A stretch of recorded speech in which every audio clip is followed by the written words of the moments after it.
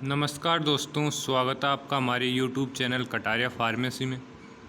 दोस्तों 3 unit complete कर ली थी इंडस्ट्रियल फार्मेसी फर्स्ट की, बी फार्म 5th सेमेस्टर। आज यूनिट स्टार्ट करेंगे फोर्थ यूनिट में टॉपिक दे रखा है हमारा फर्स्ट पेरेंटल प्रोडक्ट्स। तो आज की वीडियो में अपन स्टार्ट करेंगे पेरेंटल प्रोडक्ट्स के बारे में डिटेल स्टडी करेंगे दोस्तों। नेक्स्ट टॉपिक दे रखा है इसमें ऑप्थेल्मिक प्रिपरेशंस। तो पहले पेरेंटल प्रोडक्ट्स को कंप्लीट करेंगे, उसके बाद नेक्स्ट टॉपिक पे जाएंगे। तो अगर आप चैनल पे नहीं हैं तो चैनल को सब्सक्राइब कर लीजिए और अपने फ्रेंड्स तक वीडियो को शेयर कर दीजिए। दोस्तों हमारे चैनल पर 6th, 5th, 7th सेमेस्टर सभी सब्जेक्ट के वीडियोस अपलोड हैं। और अगर आपको नोट्स की PDF चाहिए तो वीडियो के डिस्क्रिप्शन में आपको व्हाट्सअप नंबर मिल जाएगा, आप कॉन्टैक्ट कर सकते हैं। तो बिना देरी किए स्टार्ट करते हैं वीडियो को। आज का टॉपिक है हमारा parental product unit 4th industrial pharmacy first. देखते हैं पेरेंटल से आपको समझ में आ रहा होगा दोस्तों क्या है पेरेंटल। मतलब जो भी अपने प्रोडक्ट्स होते हैं, ड्रग्स होती हैं, डोजेस फॉर्म होती हैं, जो IV इंजेक्शन के द्वारा अपन एडमिनिस्टर कराते हैं बॉडी के अंदर, तो उनको पेरेंटल प्रोडक्ट्स बोलते हैं। तो अब देख लेते हैं कि क्या होता है। इंट्रोडक्शन देख लेते हैं पेरेंटल का। जनरल तो आप समझ ही गए होंगे कि क्या होता है पेरेंटल्स। तो फर्स्ट देखिए, the term parenteral has been derived from the Greek word para enteron which mean outside the intestine. मतलब क्या है इसका कि ये ड्रग है अपनी इंटेस्टाइन, मतलब अपन ओरली लेते हैं तब तो ड्रग इंटेस्टाइन में जाती है, बट पेरेंटली अपन उसको एडमिनिस्टर कराएंगे तो वो अवॉइड करेगा, स्टोमक में नहीं जाएगा, डायरेक्टली ब्लड इस सर्कुलेशन में जाएगी हमारी ड्रग। तो इसका मतलब है outside the intestine. And second, parenteral dosage form unique form dosage form, they are unique dosage form होती है administer by injecting directly into the body tissue through skin और म्यूकस मेम्ब्रेन। इसको डायरेक्टली बॉडी टिश्यू के अंदर administer किया जा सकता है इसके द्वारा, एक यूनिक टेक्निक है। 10 parenteral preparation para plus enteral as name suggested administer from other than enteral route. मतलब एंट्रल रूट होता है जिसमें अपन ड्रग को माउथ के द्वारा इंगल करते हैं, फिर वो इसोफेगस में जाता है, स्टोमक में जाता है और फिर इंटेस्टाइन में जाता है। और पेरेंटल होता है वो हमारा डायरेक्ट, जैसे ये लीवर हो गया और ये ब्लड सर्कुलेशन हो गया और ये स्टोमक हो गया, तो हमारा यहाँ से अपन ड्रग लेंगे तो जो ओरली ड्रग लेंगे वो डायरेक्ट स्टोमक में जाएगा, लेकिन जो हमारा पेरेंटल ड्रग है वो डायरेक्टली ब्लड वेसल्स में जाएगा या और जो भी टारगेट टिश्यू है हमारा वहाँ पर जाएगा। तो ये डिफरेंस हो गया इनके अंदर। अब देख लेते हैं डेफिनेशन क्या है पेरेंटल प्रोडक्ट्स की। पेरेंटल प्रोडक्ट्स आर स्टरलाइल सॉल्यूशन और सस्पेंशन ऑफ ड्रग। स्टराइल होता है ये क्योंकि इसमें कोई भी वो नहीं होना चाहिए ड्रग इन एक्वस और ऑयली विकलमेंट। एक्वस और ऑयली होता है for introduction into body by the mean of injection. इसके लिए इंजेक्शन का यूज किया जाता है अंडर और through one more layer of skin. और इसके भी डिफरेंट पार्ट्स होते हैं कि अपन को इंजेक्शन सबक्यूटेनियस देना है या इंट्रामस्कुलर देना है, तो उसके अकॉर्डिंग इसको इंजेक्ट किया जाता है। अब देख लेते हैं टाइप्स क्या क्या हैं पेरेंटल प्रोडक्ट्स के। तो फर्स्ट है ट्रांसफ्यूज़न फ्लूइड। ट्रांसफ्यूज़न फ्लूइड में क्या कौन कौन से प्रोडक्ट्स यूज़ किए जाते हैं। These are parenteral solution administer by IV मतलब होता है इंट्रावीनियस रूट। सम एग्जांपल जैसे सोडियम क्लोराइड हो गया, रेंजर सॉल्यूशन हो गया, ये अपने इलेक्ट्रोलाइट रिप्लेसमेंट थेरेपी में यूज़ होते हैं। तो ये ट्रांसफ्यूज़न फ्लूइड्स हो गए, ये पेरेंटल के द्वारा दिए जाएंगे। इसके बाद सेकंड है सॉल्यूशन और emulsion of medicament for injection. मतलब अगर कोई मेडिकामेंट का इमल्सन है तो उसको अपन इंजेक्शन के द्वारा इंजेक्ट कराएंगे। जैसे these are use as injection and available in single dose और मल्टी डोज। इसके इंजेक्शन सिंगल डोज और मल्टी डोज में अवेलेबल होते हैं। जैसे डेक्लोफेनेक सोडियम, ये अपने पेन रिलीव के लिए यूज में होता है। पाउडर फॉर इंजेक्शन, अपन ज़रूरी नहीं है लिक्विड फॉर्म में ही अपना इंजेक्शन हो, पाउडर फॉर्म में भी होता है, उसके अंदर बाद में वाटर मिलाया जाता है, sterile water. These are sterile solid preparation distributed in finally volume when container is shaken to form a clear particle free solution। मतलब इंजेक्शन से पहले इसमें अपन स्टेराइल वाटर डालेंगे और उसको शेक करेंगे, फिर क्लियर सॉल्यूशन बन जाएगा, उसके बाद उसको इंजेक्शन करेंगे। फोर्थ है कोलोइडल सॉल्यूशंस। कोलोइडल सॉल्यूशन क्या होता है? These are homogeneous solution in which the particle are dispersed in liquid phase. Colloid में क्या होता है? जो पार्टिकल्स होते हैं लिक्विड फेज में डिस्पर्स होते हैं। These are normal solution of NaCl। Normal solution होता है जो NaCl का, उसको अपन कोलोइडल सॉल्यूशन बोल सकते हैं। An example of is iron dextrin, ये एग्जाम्पल है कोलोइडल सॉल्यूशन का। इसके बाद है कंसनट्रेट सॉल्यूशन फॉर इंजेक्शन। इसमें क्या होता है? The solution are dilute with water for injection. Water के साथ डाइल्यूट की जाता है before administering through injection IV infusion emulsion हो गया। इंजेक्टेबल सस्पेंशन होता है गिवन बाय सबक्यूटेनियस और इंट्रामस्क्यूलर रूट, इनको IV के द्वारा नहीं किया जाता है। इम्प्लांट दोस्तों, these are the sterile solid implanted in the tissue to release the active. मतलब जैसे कोई चिप होती है, उसी के अकॉर्डिंग ये मेडिसिन होती है, डोजेस फॉर्म होती है। इसके अंदर अपन जो भी अपन को दवाई देनी है उसको फिल करेंगे और इसको मतलब जो भी पार्ट होता है स्किन को वहाँ पर इसको इम्प्लांट कर देंगे। ये प्रोडक्ट प्रोलॉन्ग पीरियड के लिए यूज में होता है। They are store in sterile container. देखते हैं एडवांटेज क्या हैं पेरेंटल प्रोडक्ट्स के, देख लेते हैं step wise. On the intravenous administer and immediate physiological response. मतलब क्या होगा कि अपन ओरली लेंगे तो स्टोमक में जाएगा, फिर उसका मेटाबॉलिज्म होता है, उसके बाद डिस्ट्रीब्यूशन होता है, तो उसमें काफ़ी लंबा प्रोसेस हो जाता है। लेकिन जो IV के द्वारा अपन ड्रग देते हैं तो डायरेक्टली जो हमारा अफेक्टेड एरिया है, टिश्यू है, मसल्स है या फिर ब्लड है, ब्लड के थ्रू ये डायरेक्टली टारगेट ऑर्गन तक पहुंच जाता है। तो ये इसका एडवांटेज है, क्योंकि जैसे कार्डियक अरेस्ट हो गया, ऐसी कुछ डिजीज़ होती है उनमें तुरंत मतलब इस फास्ट एक्शन की ज़रूरत होती है, तो उसमें अपन पेरेंटल प्रोडक्ट का यूज़ करते हैं। सेकंड है they are essential for drug for poor bioavailability in the gastrointestinal tract. मतलब ऐसी ड्रग हैं जो गैस्ट्रोइंटेस्टाइनल जैसे स्टोमक में अच्छे से एब्जॉर्ब नहीं हो पाती है, तो उनके लिए अपन पेरेंटल या IV रूट परफेक्ट करेंगे। तो उसमें जैसे इंसुलिन हो गया, पेप्टाइड्स हो गए। आगे they can be administer to unconscious और अनकोऑपरेटिव पेशेंट। मतलब ऐसे पेशेंट जो ओरली टेबलेट नहीं ले सकते हैं उनके लिए भी ये, और जो पेशेंट जिनको टेबलेट लेने से नोजिया वोमिटिंग हो जाती है, तो ये अच्छा होता है, एडवांटेज होता है उनके लिए। They are administer by train medical staff के द्वारा एडमिनिस्टर किया जाता है। They are may give rise to local effect and local anaesthesia. मतलब अगर एनेस्थेसिया करना है लोकल एरिया का तो इसका यूज किया जाता है। इसका लिमिटेशन क्या है? Limitation of parental formulation. ये तो है नहीं कि कोई भी चीज़ है तो उसकी ओनली एडवांटेज होंगी, उसकी कुछ ना कुछ तो लिमिटेशन या डिसएडवांटेज भी होंगी।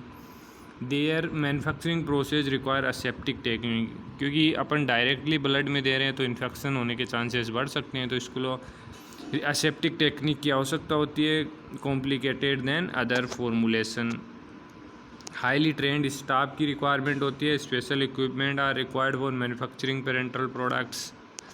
Parental formulation give rise to pain at the time of. मतलब अगर आप इंजेक्शन लगाते हैं तो थोड़ा पेन होता है, ये भी इसका लिमिटेशन है। The result in rapid and intense allergy. अगर इसमें कोई मतलब सब्सटेंस प्रेजेंट है जो हार्मफुल है, अगर वो डायरेक्टली ब्लड में जा रहा है तो ये एलर्जिक रिएक्शन शो कर सकता है, तो ये भी इसका एडवांटेज है।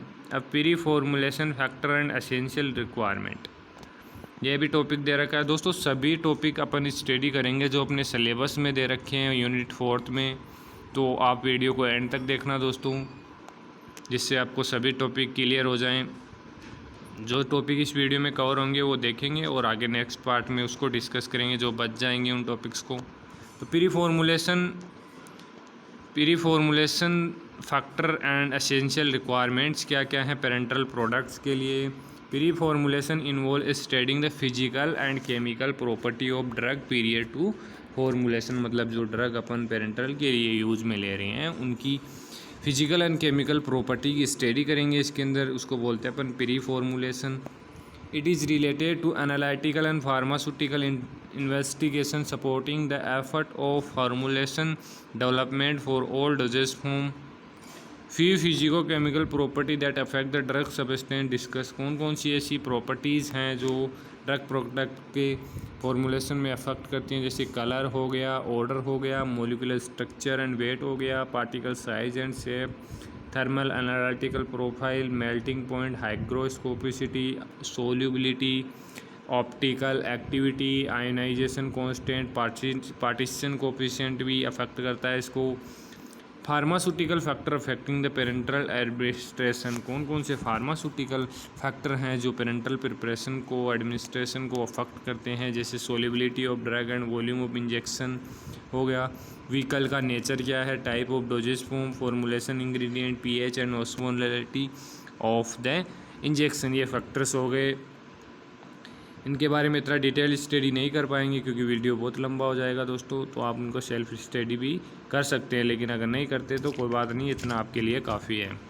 फॉर्मुलेशन कौन कौन से इंजेक्शन्स के लिए, तो अपन इंजेक्शन बनाने के लिए पहले लेंगे सोल्यूट, व्हीकल और एडिटिव। अपन 3 फॉर्मुलेशंस की आवश्यकता पड़ेगी, देख लेते हैं, डिटेल में स्टडी करते हैं। सोल्यूट्स क्या होते हैं, व्हीकल और एडिटिव कौन कौन से यूज होते हैं पेरेंटल्स के फॉर्मुलेशन में। सोल्यूट्स क्या होता है, a active pharmaceutical ingredient and excipient so selected such their quality is best suited for parenteral administration. मतलब जो एक्टिव फार्मास्यूटिकल इंग्रेडिएंट है और एक्सिपिएंट है, मतलब ऐसे चूज करेंगे अपन जो कि बेस्ट क्वालिटी के होने चाहिए पेरेंटल एडमिनिस्ट्रेशन के लिए।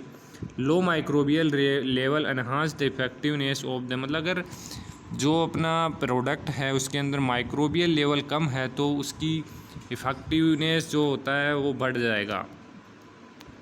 The non pyrogenic ingredient in the similar manner enhance the non pyrogenicity of the finish inject. मतलब पायरोजन नहीं होंगे तो उसकी नॉन पायरोजेनिसिटी तो बढ़ाएगा। Chemical impurities present in active pharmaceutical ingredient use for parenteral preparation can be remove during the processing. मतलब जो भी इम्प्योरिटीज़ प्रेजेंट होती हैं एक्टिव इंग्रेडिएंट में वो पेरेंटल प्रिपरेशन से पहले ही उनको रिमूव किया जाता है। Even trace amount of these impurities में प्रोड्यूस हार्मफुल इफेक्ट। अगर उसमें से कोई ट्रेस अमाउंट बच जाता है प्रिपरेशन के अंदर तो अपने लिए हार्मफुल हो सकता है पेशेंट के लिए, cause stability problem in patient. Second है vehicles, both aqueous and non aqueous vehicle can be use in the formulation as per the requirement. मतलब जिस व्हीकल की रिक्वायरमेंट होगी एक्वस की या नॉन एक्वस की, उसके अकॉर्डिंग व्हीकल्स का यूज़ किया जाएगा। एक्वस व्हीकल में क्या होता है, water for injection, USP, water का मेनली यूज़ किया जाएगा क्योंकि एक्वस है। तो वाटर फॉर इंजेक्शन इसमें क्या होता है कि is not Sterlite should be free from pyrogen. मतलब जो वाटर फॉर इंजेक्शन होता है वो दोस्तों ये इंपॉर्टेंट है आपके मेन एग्ज़ाम के लिए और अपने जो कम्पिटिटिव एग्ज़ाम है उनमें भी ऐसे क्वेश्चंस पूछे जाते हैं। This water is not for sterile should be free from pyrogens. Second है sterile water for injection. Sterile water में क्या होता है, it packed in single dose container of 1 litre. Bacteriostatic water for injection, इसमें क्या होता है, it is sterile water for injection containing suitable anti microbial. इसमें मतलब कुछ एंटी माइक्रोबियल एजेंट भी होते हैं। It should be labelled with name and proportion of, मतलब इसको नेम से लेबल किया जाता है और जो भी जितना अमाउंट एंटी माइक्रोबियल का प्रेजेंट है उसको भी मेंशन किया जाता है इसके ऊपर। सोडियम क्लोराइड इंजेक्शन, इसमें क्या होता है, isotonic solution of sodium chloride in water for injection. ये एक्वस व्हीकल के रूप में यूज किए जाते हैं। बैक्टीरियोस्टेटिक सोडियम क्लोराइड इंजेक्शन, इसमें क्या होता है, इट इज मतलब जो सोडियम का आइसोटोनिक सॉल्यूशन होता है उसमें बैक्टीरियाज ऐड किए जाते हैं। Labelled with name of anti microbial agent. Rangers injection USP, इसमें क्या होता है, it is Sterlite solution of sodium chloride, potassium chloride and calcium chloride. मतलब ये तीनों का सॉल्यूशन होता है वाटर के अंदर, इंजेक्शन के लिए यूज में होता है। लैक्टेट रेंजर इंजेक्शन यूएसपी, इसमें क्या होता है, sterile solution of sodium potassium calcium chloride and sodium lactate और ऐड हो जाता है इसके अंदर और वाटर के अंदर। तो ये एक्वस व्हीकल हो गए जो इंजेक्शंस में यूज़ किए जाते हैं। अब देखते हैं नॉन एक्वस में क्या आएगा। An aqueous vehicle can not be use for injection if aided drug has limited solubility, मतलब ड्रग की लिमिटेड सोल्यूबिलिटी है तो एक्वस व्हीकल का यूज़ नहीं किया जाता है, तो वहाँ पर अपन यूज़ करेंगे नॉन एक्वस व्हीकल का। Due to these physical and chemical factor, aqueous vehicle are limited and non aqueous vehicle are only alternative।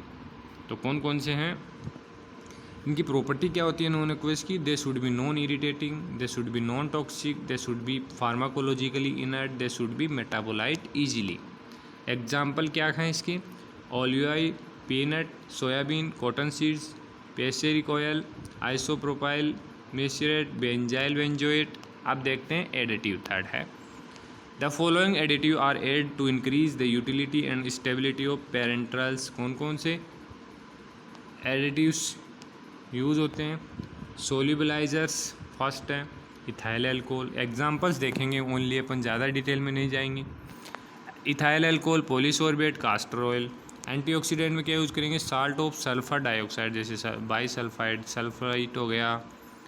Chelating agent में कौन कौन से यूज़ करेंगे? जैसे sodium edetate, di sodium, tetra sodium. Buffers में use करेंगे acetic acid, citrate acid, citric acid, lactic acid, sodium carbonate. Stabiliser के रूप में यूज़ करेंगे ग्लाइसिन, सोडियम सैकरिन। और सरफेक्टेंट के रूप में अपन यूज़ करेंगे पॉलीइथाइलिन। प्रिजर्वेटिव में यूज़ करेंगे phenol, benzyl alcohol, methyl paraben और प्रोपाइल पैराबेन। प्रोटेक्टेंट के रूप में यूज़ करेंगे अपन sucrose, glucose, lactose, maltose. Tonicity adjusting agent कौन कौन से होते हैं इसके अंदर? Gelatin, lactose, mannitol, dextrose, NaCl and sorbitol.